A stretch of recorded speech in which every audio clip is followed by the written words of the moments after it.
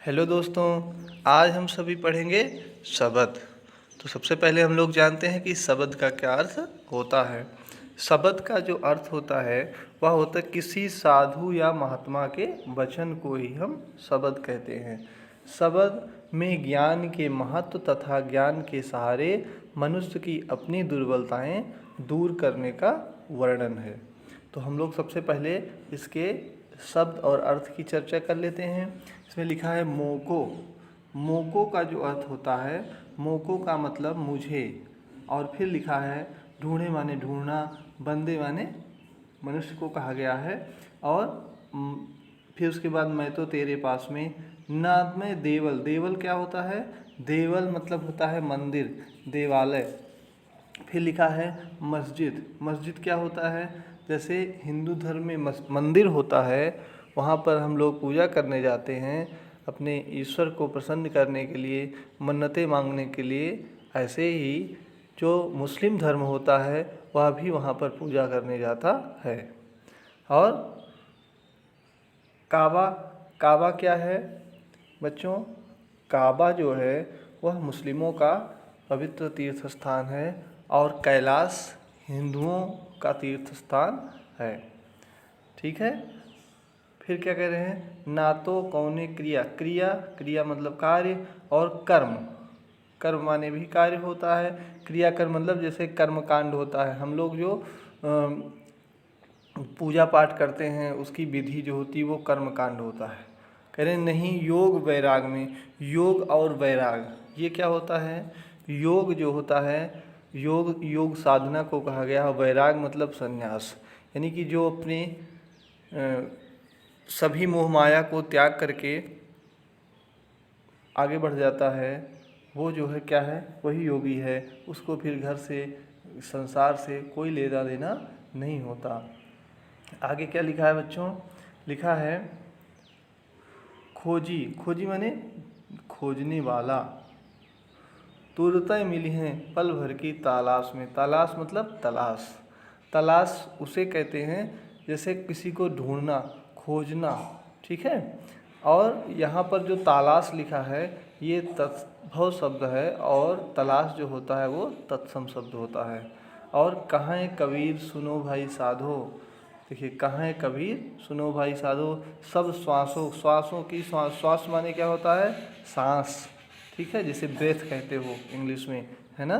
तो अब हम लोग इसके उस पर चर्चा करते हैं कि जो इसका अर्थ है।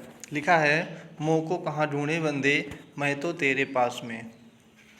ईश्वर स्वयं मनुष्य से कहता है कि हे मनुष्य, तुम मुझे कहाँ ढूंढने का प्रयास कर रहे हो?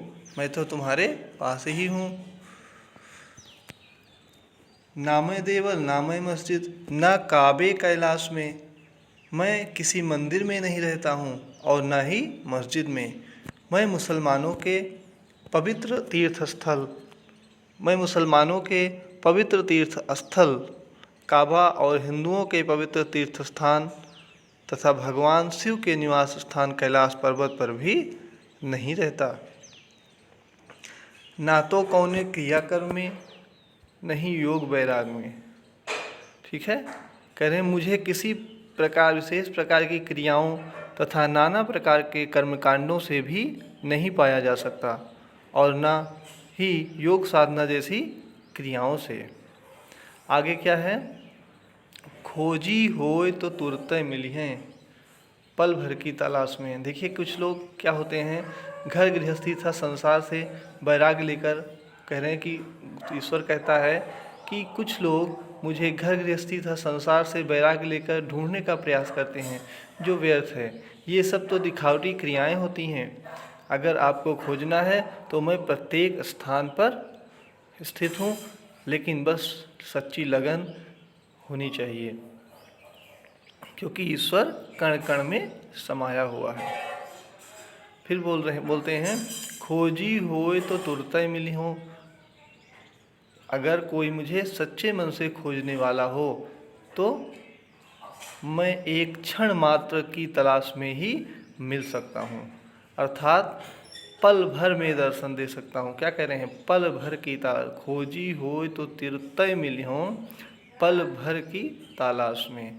मतलब यदि मुझे कोई खोजने वाला हो जो सच्चे मन से हो, दृढ़तापूर्वक हो, तो मैं क्षण मात्र की तलाश में ही मिल सकता हूँ, अर्थात पल भर में दर्शन दे सकता हूँ। फिर कबीरदास जी कहते हैं कि हे संतों, कहे कबीर सुनो भाई साधो। कबीरदास जी कहते हैं कि हे संतों सुनो, हे ज्ञानी पुरुषों सुनो, हे महात्मा जनों सुनो। ये साधु का मतलब सज्जन, संत, ज्ञानी पुरुष, महात्मा। सब सुनो भाई, सब श्वासों की सांस में। कह रहे हैं जैसे हर प्राणी के भीतर सांसें समाई हैं, उसी प्रकार ईश्वर भी सभी प्राणियों में व्याप्त है। उसे बाहर नहीं, अपने अंदर खोजने की आवश्यकता है, क्योंकि ईश्वर जो है वह कण कण में समाया हुआ है।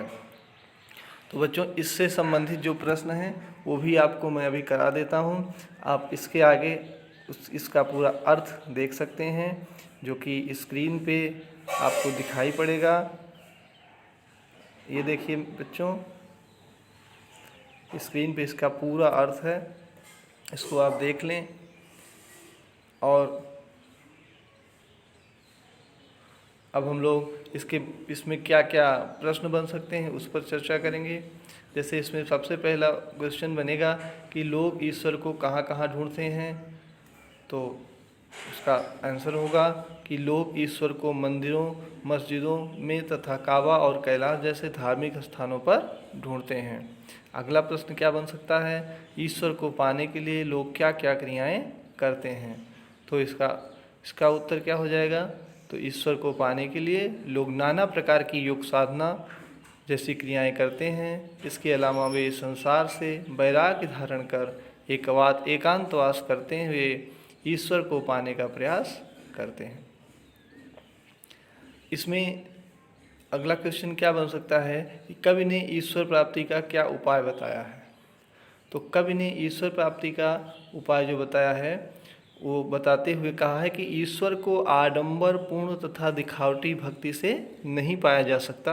मतलब सिर्फ दिखावे से कुछ होने वाला नहीं है, बल्कि ईश्वर दृढ़ इच्छा शक्ति द्वारा अपने ही अंदर पाया जा सकता है। बस खोजने वालों की श्रद्धा होनी चाहिए, लगन होनी चाहिए, दृढ़ इच्छा शक्ति होनी चाहिए। ठीक है, अगला क्वेश्चन क्या है, कवि ने ईश्वर का निवास कहाँ बताया है। तो कवि ने ईश्वर का निवास प्रत्येक प्राणी की हर श्वास में बताया है, अर्थात ईश्वर सर्वव्यापी है, अर्थात प्रत्येक कण में व्याप्त है, कण कण में वह समाया हुआ है। तो बच्चों, इस तरह से हमने देखा, सभी प्रश्नों के उत्तर भी हो गए हैं। और इसी तरह से अगली वीडियो आपको बहुत जल्द मिलेगी, इसको ध्यान से पढ़ लेना। धन्यवाद।